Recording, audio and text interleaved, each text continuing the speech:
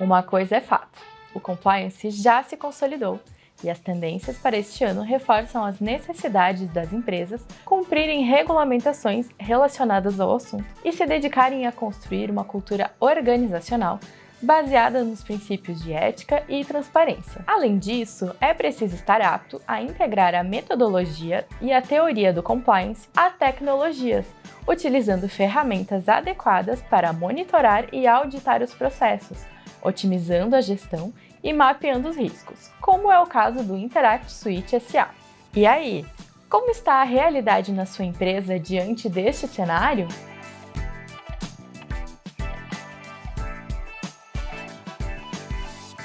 Sejam bem-vindos ao primeiro podcast do ano de 2025 do Ctrl+I, o podcast da Interact. A gente sabe que o assunto está em alta quando a gente tem um repeat muito rápido aqui, né? Quando o assunto volta com um curto espaço de tempo, que é o caso do compliance. Por isso que a gente convidou novamente a doutora Cecília Romero, né, da C. Romero Escritório de Advocacia, para falar sobre esse assunto e trazer um pouco mais da parte prática.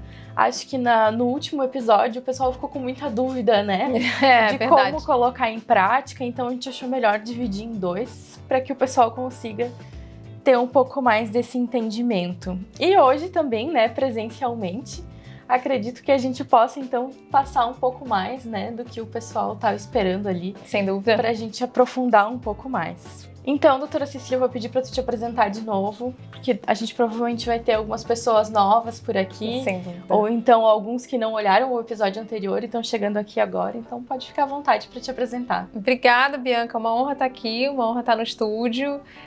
Meu nome é Cecília Romero, eu sou a sócia fundadora da C. Romero Advocacia, um escritório boutique focado em compliance e governança corporativa. Sou professora também da SPM Tech. É uma honra falar de um tema que eu amo tanto e que eu vejo aplicações práticas, porque eu sou uma pessoa da prática. Então vamos falar muito sobre isso. Vamos mesmo. Então já vamos começar, né? Direto, porque já tenho algumas perguntas aqui para ti. Ótimo. A gente está acostumado, né, a associar o compliance e as empresas relacionadas ao governo, né, e à política. Para que o pessoal consiga entender um pouco melhor como que é na prática. Tu pode trazer um exemplo de compliance em outra área? Com certeza. Eu implemento muito compliance, por exemplo, em empresas de varejo. E por que o compliance é necessário em empresas de varejo? A mercadoria passa por diversas mãos até chegar à prateleira. Então, cada mão é um desafio. Então, é necessário implementar controles internos, é necessário que os departamentos se comuniquem. Tem toda a parte dos embaixadores de marca daqueles produtos, né, que atuam sem roteiro. Então, eles também precisam de treinamento e orientação. Então, o compliance ele é necessário em todas as indústrias, em todas as empresas.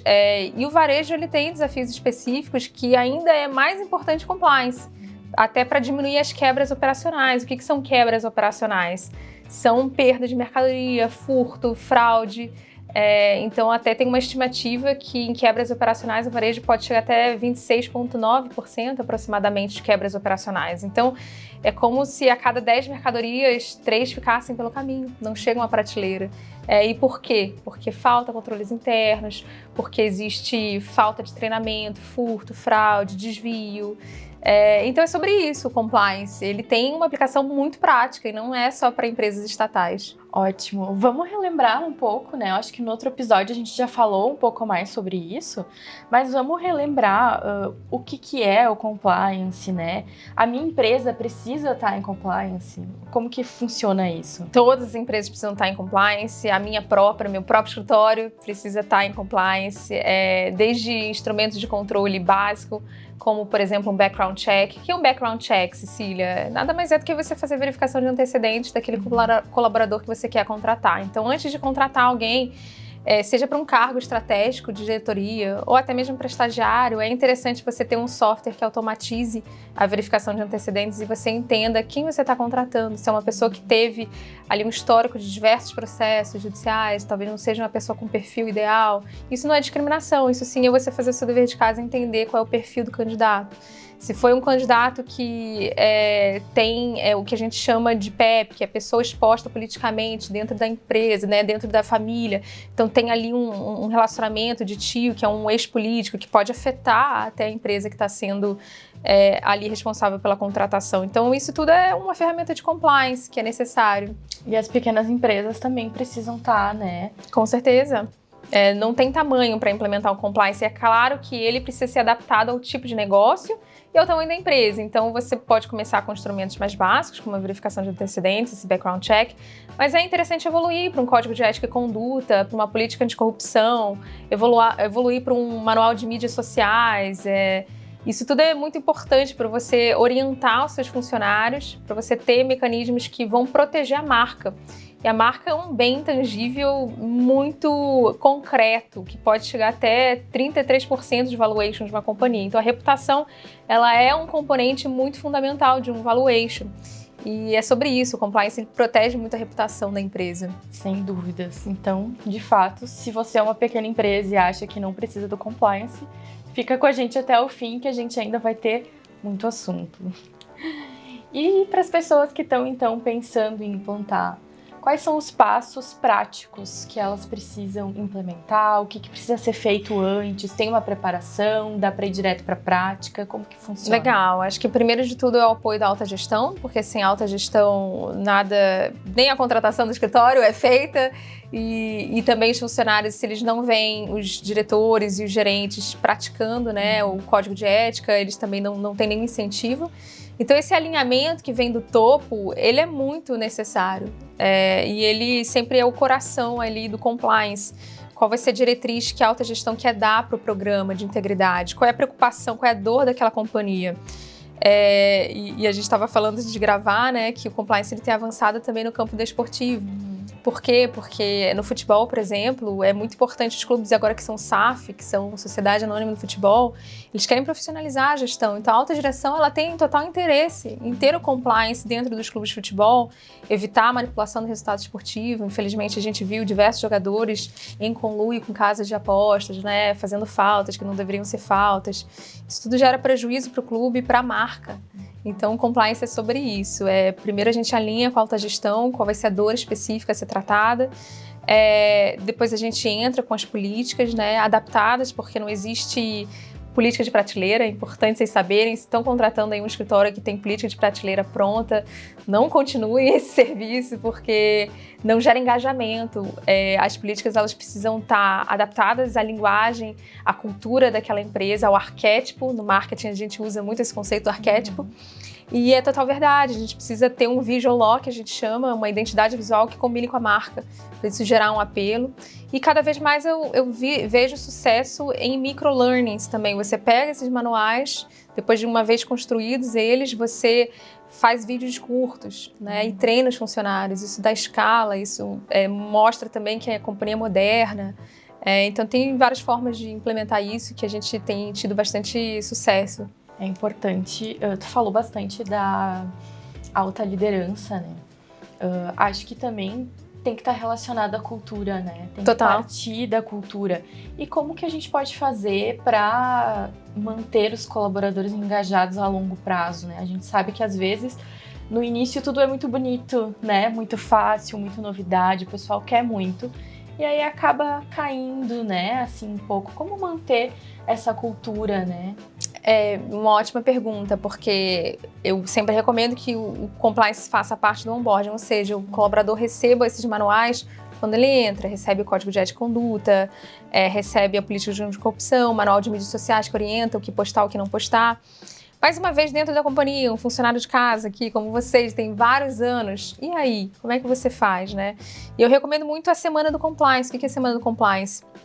Você pega dentro da companhia uma semana que muitas empresas fazem em dezembro por conta do Dia Internacional da Corrupção, que foi segunda-feira, né? Que foi o mês de dezembro.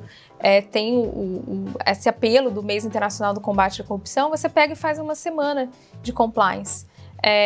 E aí você promove jogos, tem como você gamificar. Então, muitas empresas já gamificam, aí o funcionário tem pontos, pode trocar por recompensa. E tem outras formas também de ter treinamentos com palestras que mostram como também a ética ela faz parte do dia a dia do colaborador, não só dentro da empresa, como fora, principalmente fora.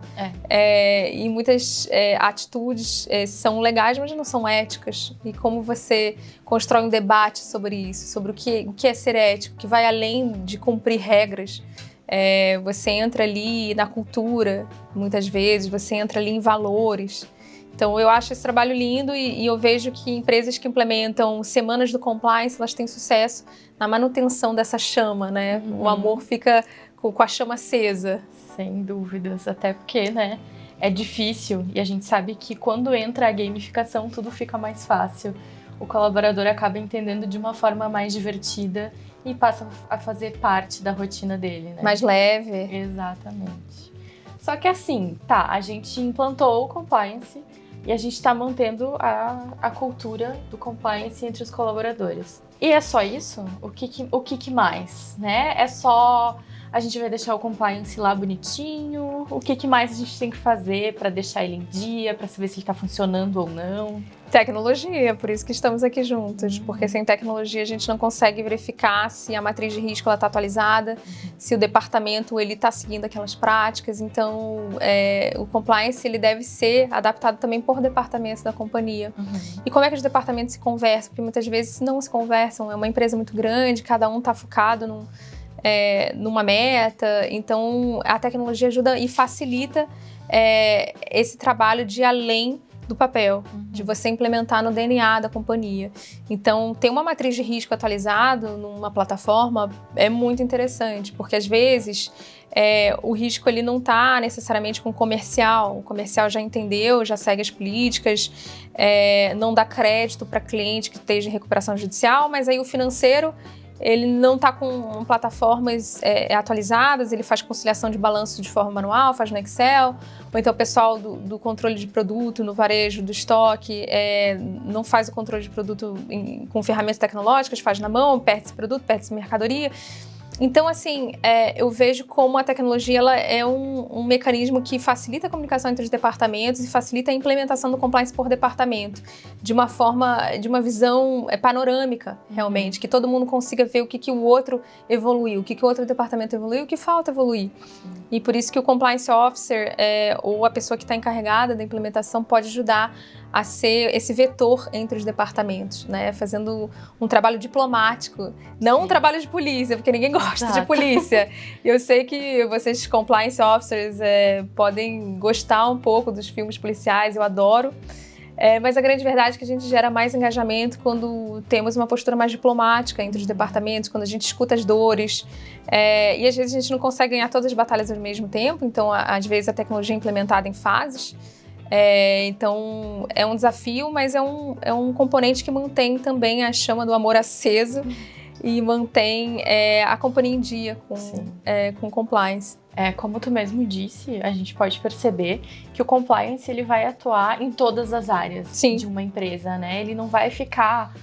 ele não é exclusivo do financeiro. De jeito nenhum. Porque paga contas, ou então do desenvolvimento humano, né? Que vai fazer as contratações. Ele vai perpassar por todas as áreas ou setores da organização.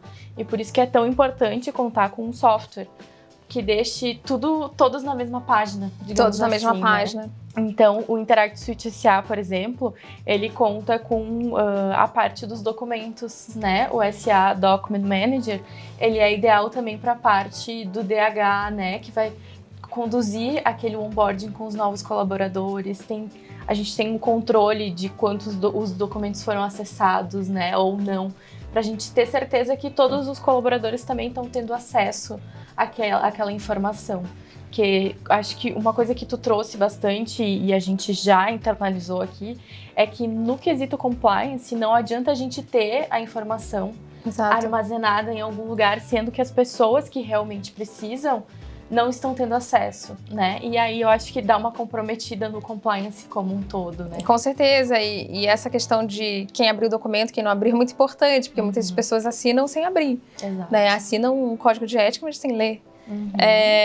E a gente quer que leia, né? A gente, no escritório, a gente implementa assim, todo um design bem específico, a gente usa o InDesign, usa Midjourney, a gente usa a inteligência artificial, a gente faz políticas lindas com mais visual law, mas mesmo assim, a gente ainda tem o desafio de provar que a pessoa leu. E é muito importante, por isso que a tecnologia é bacana por causa disso, porque se a pessoa não leu, a gente pode chegar com carinho entender como a gente pode ajudar e servir aquela pessoa. E entender também se a política está longa demais. Isso é uma dica aí para advogados. Eu sei que a gente adora escrever, mas também partir para políticas um pouco mais enxutas, né? E desmembrar em mais políticas do que deixar tudo para o Código de Ética e Conduta, para aquilo não vire também um documento de 100 páginas. É importante para as pessoas digerirem aos poucos, né? E implementar na companhia também pílulas de compliance. Isso também é algo bem legal, para você difundir o conhecimento de algum tema, por exemplo, mídias sociais. Quais são os cuidados em mídias sociais? Vamos gravar uma pílula. Isso é bacana. Sem dúvidas. Colocar um pouquinho todos os dias, né, de forma sutil, também vai contribuir com que as pessoas tenham essa chama viva. Outro exemplo que o Interact Suite SA tem é a TV corporativa. Legal. Que permite vários avisos, né? A gente pode colocar lembretes, pode colocar comunicados. Acho que também é uma forma de contribuir. Mudando um pouquinho de assunto, mas ainda falando de compliance, como fica os canais de denúncia, como que é essa parte mais burocrática, né, de criar os canais de denúncia, estruturar, o que a gente tem de tendências em relação a isso também? Excelente pergunta, inteligência artificial.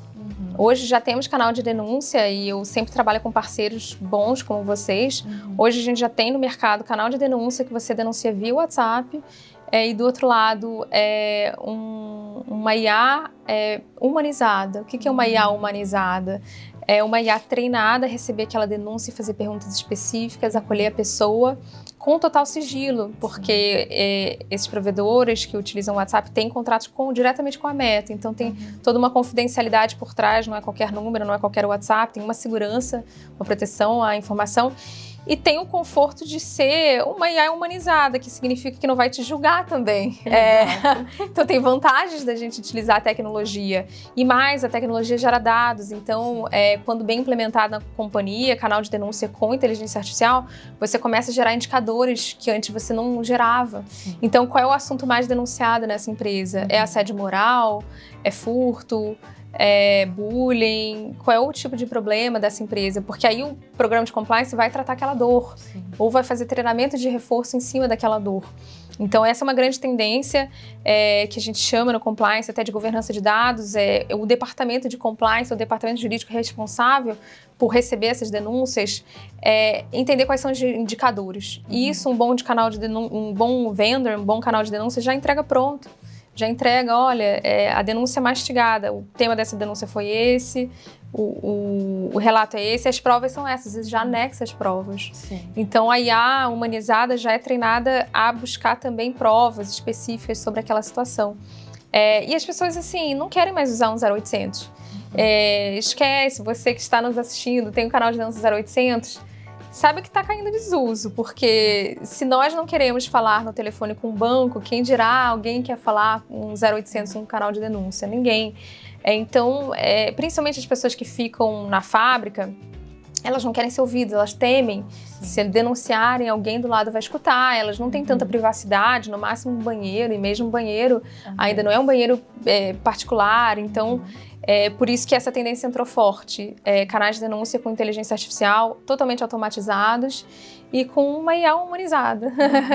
E aí, essas denúncias, elas vão para a empresa? Tem que ter um comitê? Como que funciona essa parte? Perfeito, sim. Tem que ter um comitê, que a gente é um dos primeiros também passos a serem implementados, depois do apoio da autogestão, é formar um comitê de ética. É importante dizer que o comitê de ética sempre tem que ser formado por um número ímpar de pessoas. Por quê? Porque em caso de uma votação, precisa ter sempre, né, uma pessoa para decidir, não ter nenhum empate. Então, o comitê de ética ele vai receber essa denúncia. Normalmente um desses representantes do comitê de ética, talvez o jurídico que esteja fazendo parte, vai investigar com o apoio do escritório. E aí o resultado, o escritório, quando é envolvido, ele faz um parecer, e esse parecer é levado para o comitê de ética formalizar a medida disciplinar ou não, né? Vai depender se a recomendação é a aplicação de uma medida disciplinar, e aí tem uma votação. Então, a denúncia ela percorre esse caminho, ela chega primeiro para o comitê de ética, depois ela é investigada mais a fundo por um parceiro, ou às vezes por alguém dentro da companhia, se a companhia está sem budget ou prefere conduzir internamente. E aí, na resolução final, existe uma votação. E dessa votação, uma recomendação de uma aplicação de medida disciplinar. Então é bem interessante e eu vejo que a tecnologia ela pode encurtar esse caminho da investigação.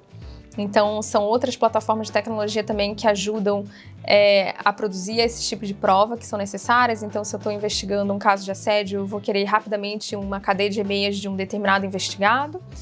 E também na hora de entrevistar também, você utilizando um parceiro pode ser mais rápido do que conduzir internamente. E trazendo, né, para a área do futebol, os clubes também precisam de um comitê, também tem canal de denúncia, funciona tudo igual, como que é? Precisem muito, e eu vejo esse movimento só crescer nos clubes de futebol. Principalmente nos clubes que já são SAF, os investidores vêm já com uma pegada de governança e não querem saber de desvio, não querem saber de má conduta, fraude, corrupção. E para evitar isso, você precisa implementar um canal de denúncia, precisa ter um comitê, você precisa olhar para processos internos de tecnologia, ferramentas. Então é uma área muito fértil, inclusive no futebol existe o movimento Integridade no Futebol, que é o MIF, que alguns clubes já fazem parte. Aqui no Sul, Curitiba faz parte, tem o Atlético Paranaense, e tem outros clubes, né? O Atlético Mineiro faz parte, o São Paulo Futebol Clube, Vasco da Gama, no Rio. E é um movimento que só cresce, porque, infelizmente, no futebol é um meio que existe muito assédio, existe muita discriminação. A gente viu o caso do Vinícius Júnior, por exemplo, e diversos outros casos. Novembro foi o mês, por exemplo, em 2024, do Novembro Negro. Então, alguns clubes de futebol, como o Flamengo, fizeram uma camisa especial para celebrar a diversidade racial. Então, isso foi muito legal. E é super necessário. O compliance também se aplica ao mundo do futebol.